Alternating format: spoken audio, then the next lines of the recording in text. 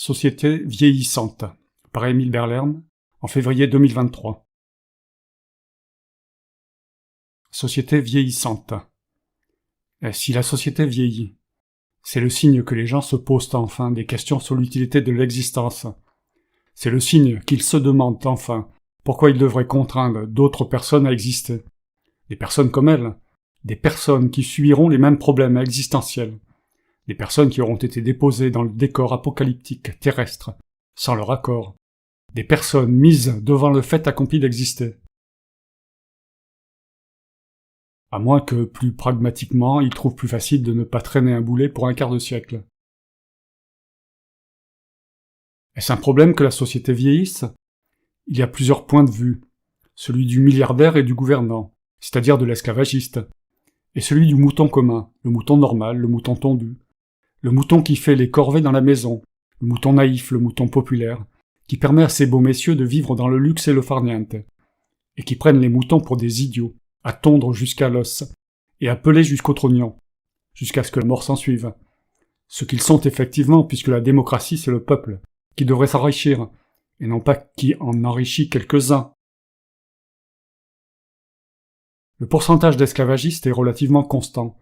Le nombre de milliardaires dépendant du nombre d'esclaves qu'ils ont à leur disposition, nous. Quand la population augmente, le nombre de milliardaires croît dans les mêmes proportions. Autrefois, le nombre de royaumes était limité au nombre de territoires. Comme la planète a une taille fixe, et que le territoire des rois augmentait, cela a diminué le nombre de chefs planétaires. Aujourd'hui, les rois disparaissant ainsi que les frontières, les milliardaires n'ont plus la limite imposée par le roi. Ils sont libres d'exploiter le mouton sans limite, que celle que le mouton veut bien lui laisser.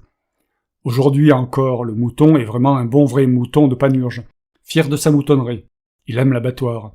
Il fabrique des petits moutons pour le bourreau esclavagiste, sans se soucier des conditions qu'il lui impose. Être un mouton rêvant de devenir un milliardaire esclavagiste à son tour. Peut-être que si j'avais été moins tondu, il me resterait de la laine pour mieux passer l'hiver, se dit le vieux mouton avant de s'abattre. Condamné à vivre, c'est condamné à toujours souffrir plus ou moins, à vieillir souvent, et pas toujours, mais toujours mourir. Que vous ai-je fait pour être condamné avant mon premier souffle ? Le vieillissement de la population est-il réel ? Si l'on mesure ce vieillissement à un âge donné, par exemple 65 ans, certes, la population vieillit, puisque les humains vivent plus longtemps.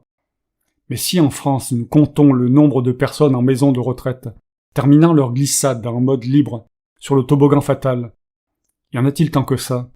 Est-ce que ce nombre augmente ? C'est ça un vieux. Une personne qui ne peut rien foutre parce qu'elle ne peut plus que se laisser glisser jusqu'à l'abîme finale, en tétant les soins de l'infirmière, comme un nourrisson les seins de sa mère. Nous pourrions dire que si elle a pondu des lardons, condamnée à mourir, alors tant pis pour elle. Elle n'a que ce qu'elle mérite. Mais non, gentil camarade, elle est cette stupide personne, innocente d'exister, tout comme vous. Absolvez-la de ses méfaits, et prévenez ses descendants de ne pas répéter absurdement le même geste primaire d'enfantement. Exister pour vieillir et mourir me sert-il à quelque chose ? Ces grands penseurs n'ont même pas résolu cette question enfantine dont la réponse est « Non, cela ne me sert à rien ». La société ne vieillit que parce qu'elle vit, sans raison, et c'est aussi pour ça qu'elle vieillit sans raison. Car mourir est le but de la route, et mourir n'est pas une raison suffisante pour exister. Mourir ne m'apporte rien. Fin, Émile Berlern.